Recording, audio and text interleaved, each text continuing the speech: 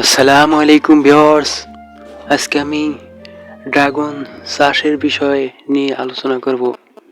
এই যে আপনারা দেখতে পাচ্ছেন এই ড্রাগন গাছটি এখানে এই টবে লাগানো হবে। এই যে আপনারা দেখতে পাচ্ছেন এই অংশটুকু ড্রাগনের এই অংশটুকু কাটা হয়েছে, তারপরে এই টবের মাটি খোঁড়া হয়েছে। এই যে আগে দুইটা লাগানো ছিল, এখন একটি লাগিয়ে দেওয়া হচ্ছে।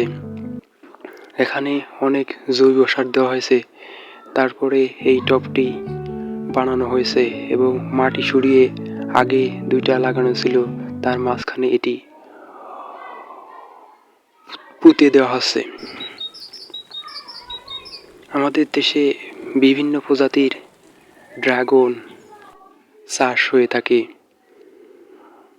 এই ড্রাগন ফলে বাসাবাড়ির ছাদেও চাষ করা যায় সম্পূর্ণভাবে।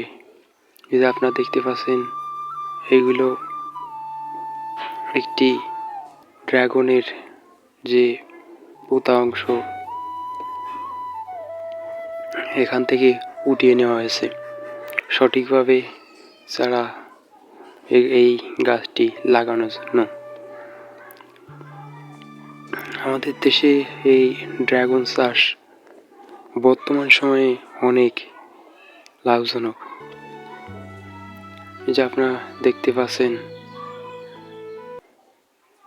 ড্রাগন চাষের উদ্যুক্ত হয়ে আমাদের দেশে অনেক চাষিরাই বর্তমানে ড্রাগন চাষ করছে। তো ভিউয়ার্স, সবাই ভালো থাকবেন।